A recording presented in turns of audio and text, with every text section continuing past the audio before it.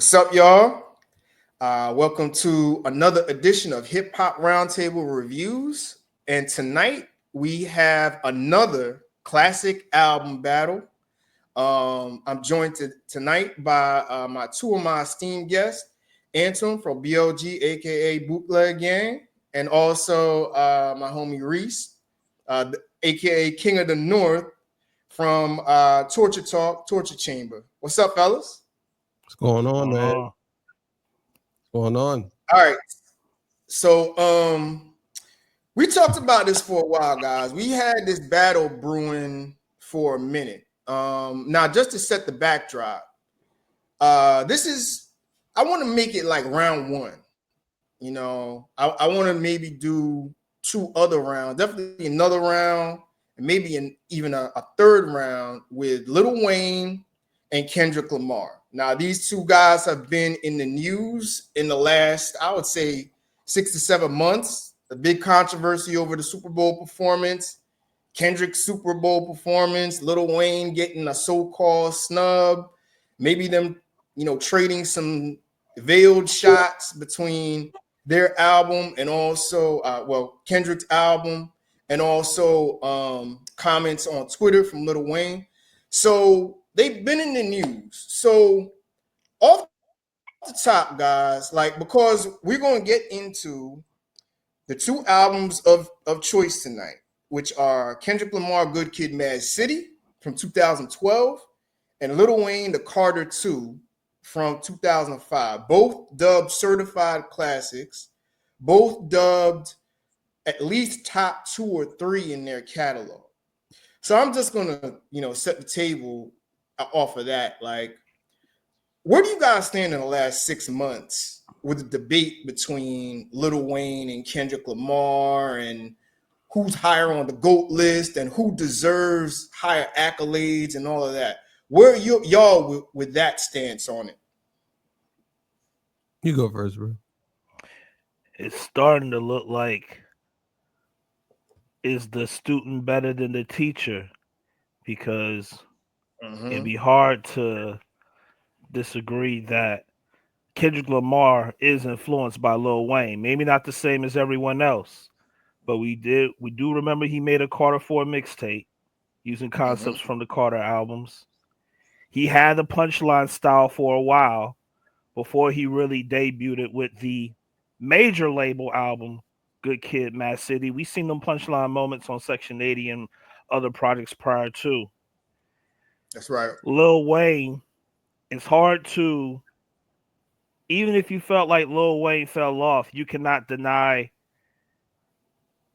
his prime, his peak. And some people feel like he's still lyrically getting better, even if he's not improving in the song making or the album making. He's outshining artists that are out right now that are respected.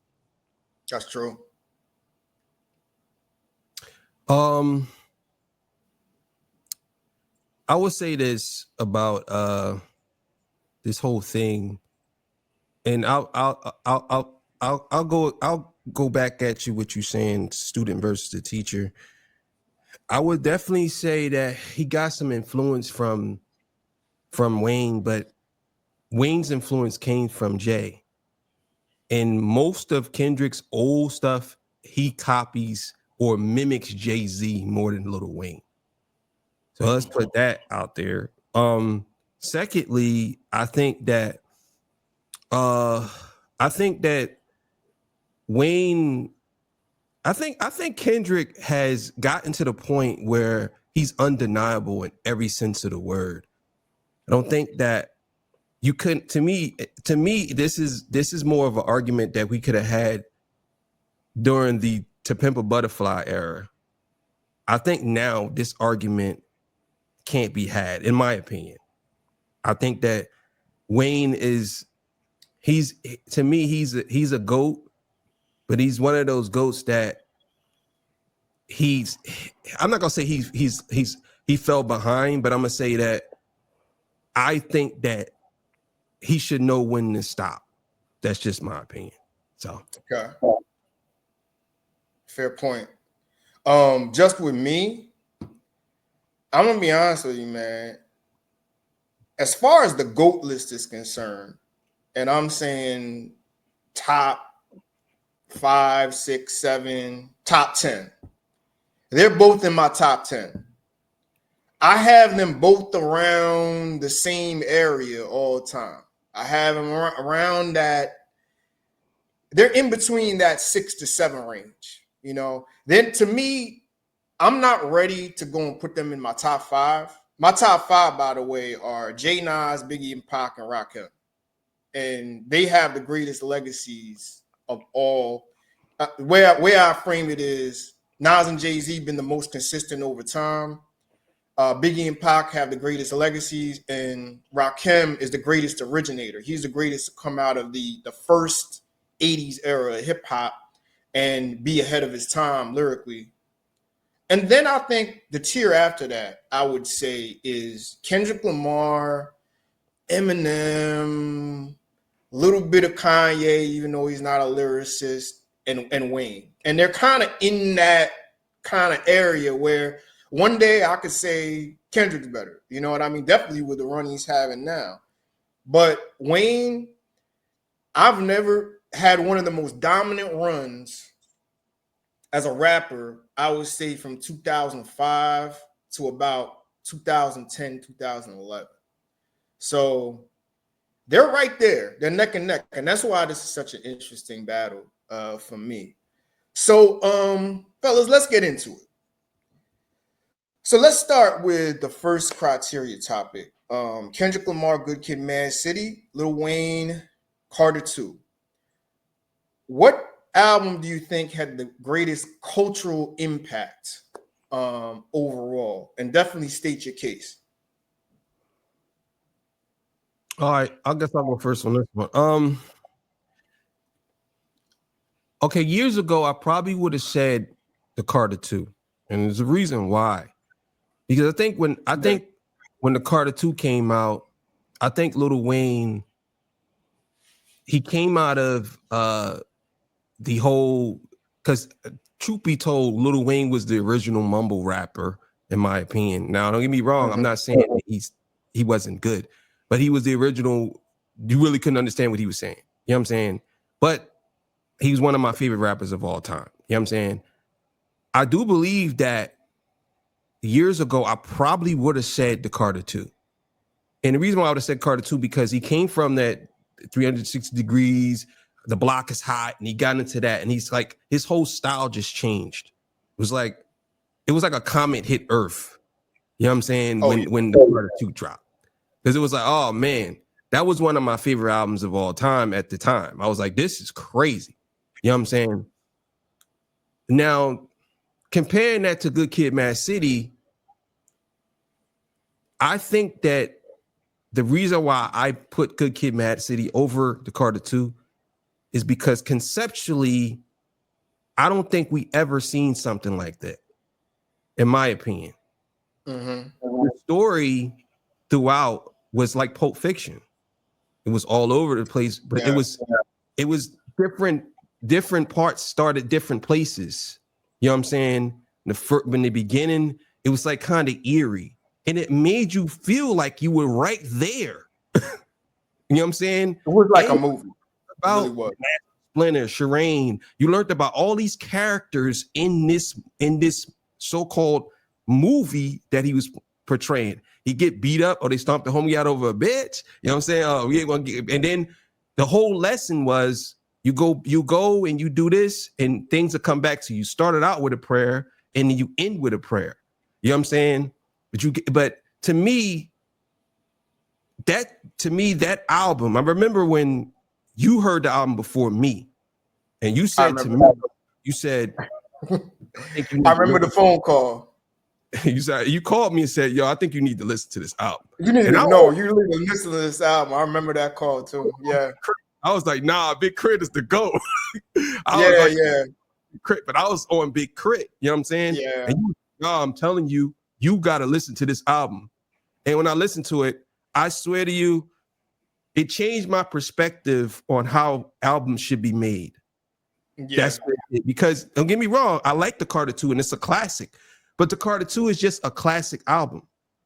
The Good Kid, Mad City is an experience classic album. It's like an experience. Especially if you're not from Cali, and you listen to that album, it kind of make you feel like you understand gang culture.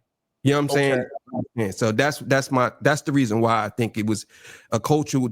I believe right now it's a bigger cultural impact than the Carter 2, especially right now. Okay.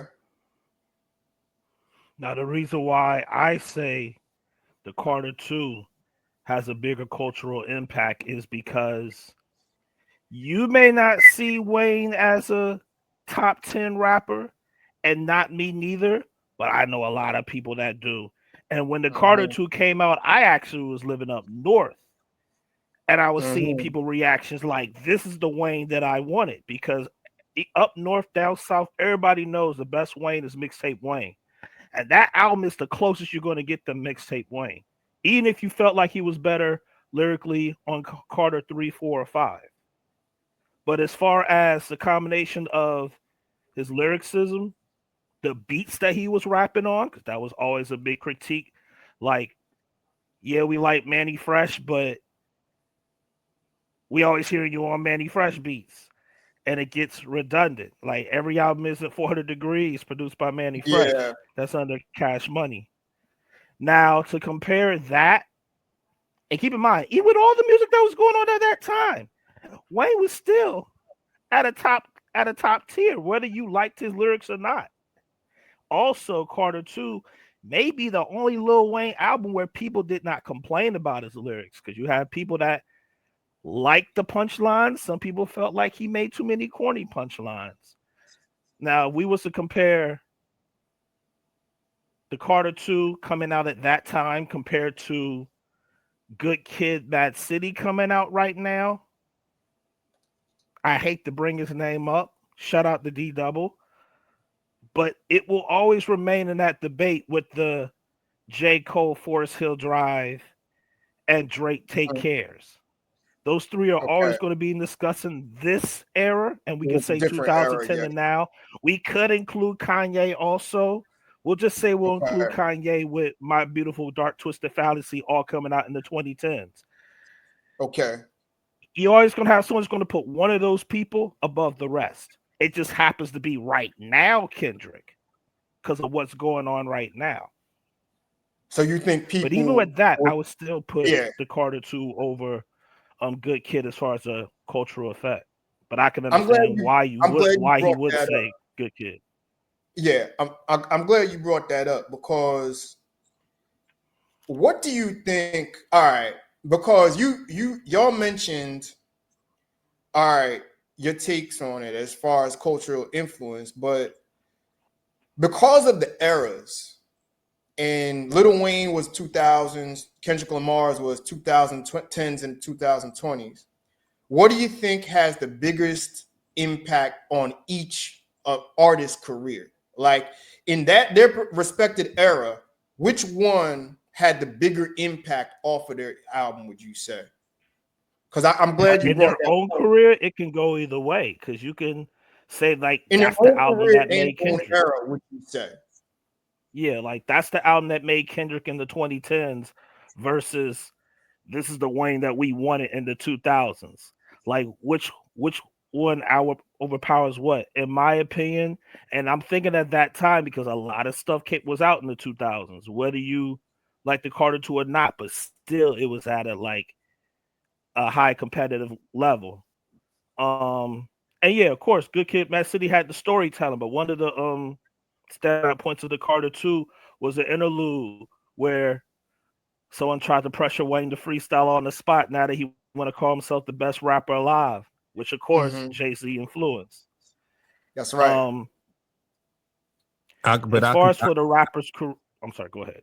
No, I would say I could counter that with backseat freestyle. You know what I'm saying? It's to me, I'm gonna say this about what y'all saying as far as the here's another reason why, and it's kind of a rebuttal to what you were saying earlier. Okay. You could put Good Kid, Mad City in any era, and it will be a classic. Any That's era. a good point. You could put it in the late 90s, the late 2000s. You could put it in now. It would be a classic. It probably would be better now. If he was to drop that album today, it would be better now than it was then. That's how good that album is to me. Because now I think we are more susceptible to concept albums. So I think that album definitely is ahead of its time. And I think that now, and this is not to shit on Wayne in any capacity. I'm not, because again, Wayne is one of my favorite rappers of all time. I do believe that the Carter 2 has it has dated. You know what I'm saying? It's great for, I would say, great up to about maybe 2015, I would say. After 2015, I think that you start to it doesn't have the staying power like or the same luster. Yeah. That's what I would say. How would you say, like, as far as the regions are concerned, Kendrick Lamar from LA and Lil Wayne from New Orleans, basically the South? Who do you think had the bigger impact overall off of these albums? Oh, for those two Kendrick Lamar, yeah, Kendrick Lamar when he came out in 2012 for the West Coast, Lil Wayne for the South in with Carter 2. I'm definitely gonna say Wayne. I would definitely say Wayne, because Kendrick has that impact right now. Like G and X is more West Coast impact West Coast than Good Kid, MAAD City, and that's another reason why a lot of people may put Good Kid, MAAD City over the Carter, but the Carter isn't sonically a Southern album either. No, it's unless you want to compare it to Scarface production. That's the one of the reasons why a lot of people from the East Coast like the Carter, and that's a lot of people from the East Coast like Good Kid, MAAD City, because Good Kid, MAAD City, even though it gives you the experience of Compton, it's not really a Compton. Now he even said that album I was trying to make an album that wasn't an LA based album. You know what I'm saying? His first two albums wasn't LA based. It was more universally taken. Now, I would definitely say Wayne, because Wayne, he was the punchline rapper after Cannabis, in my opinion. Cannabis was the punchline rapper.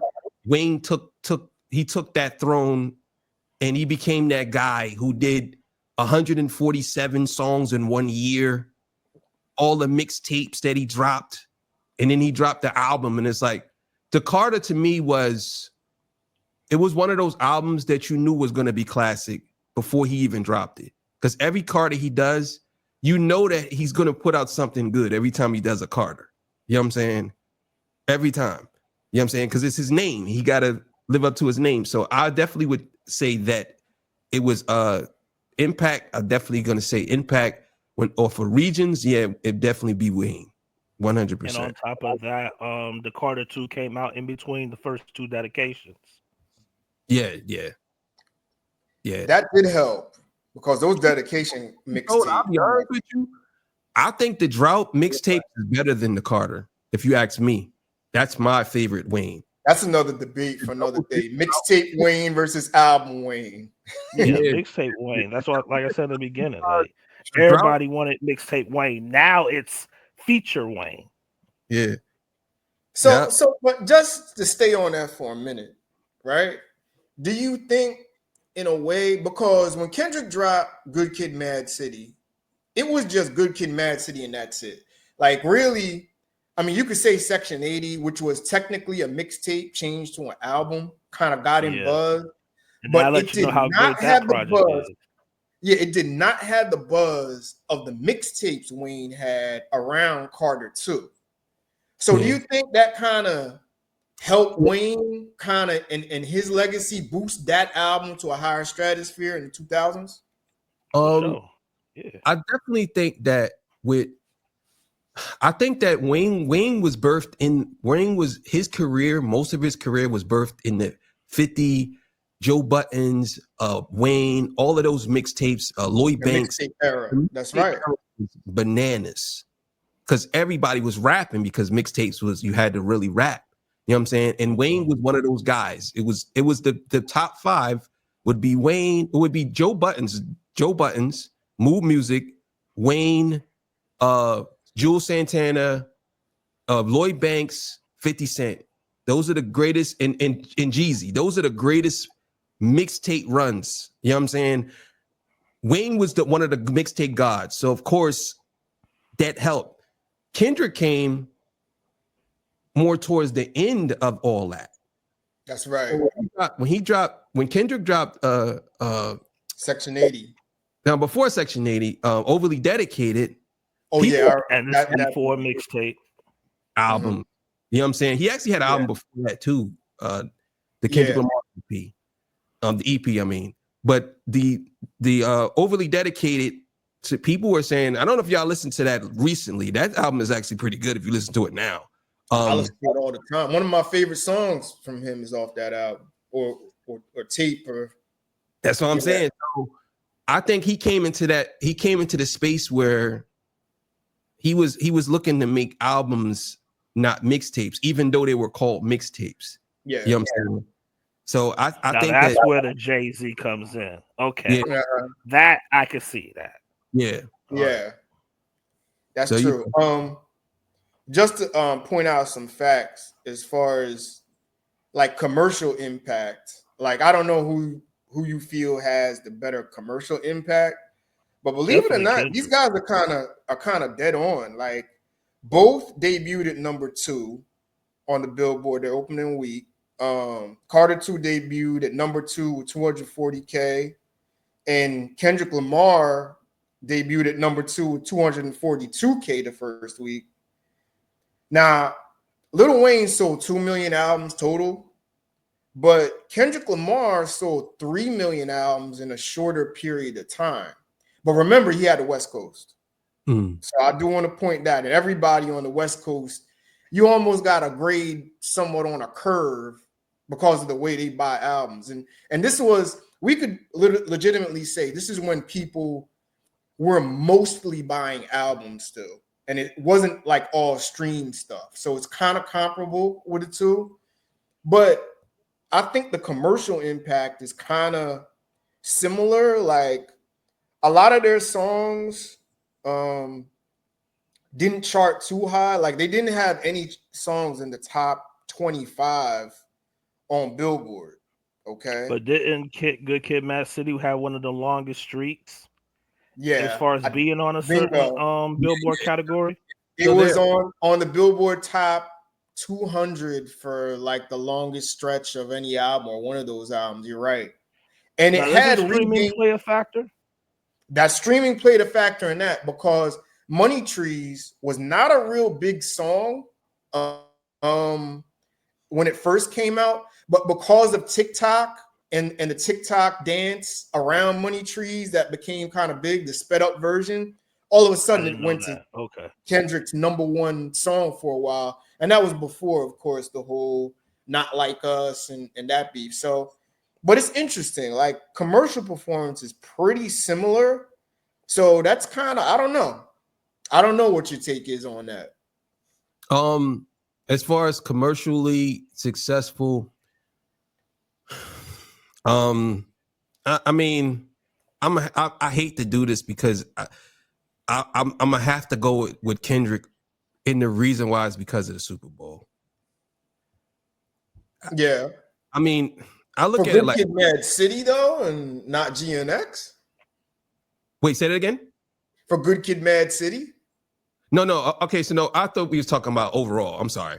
No. I'm talking about like the commercial impact for both albums. Okay, commercial impact for the two. No, I'm gonna definitely go with the Carter 2 on that one.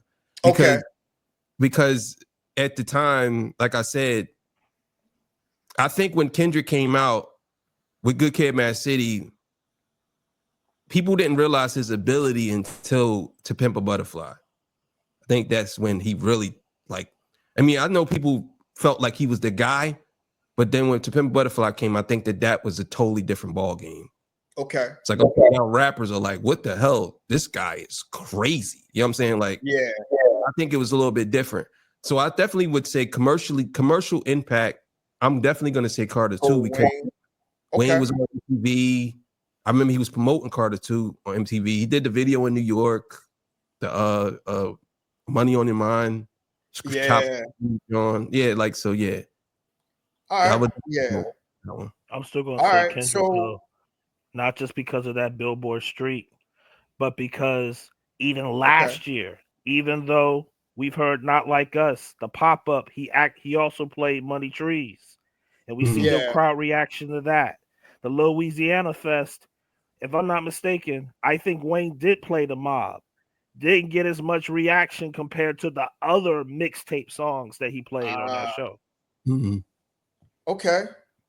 So you would say that Good Kid, Mad City kind of has better longevity, standing the test of time as far as impact is concerned, cultural impact. As far as cultural impact, yeah. Commercial impact, yes. you mean? Commercially, yes. Okay.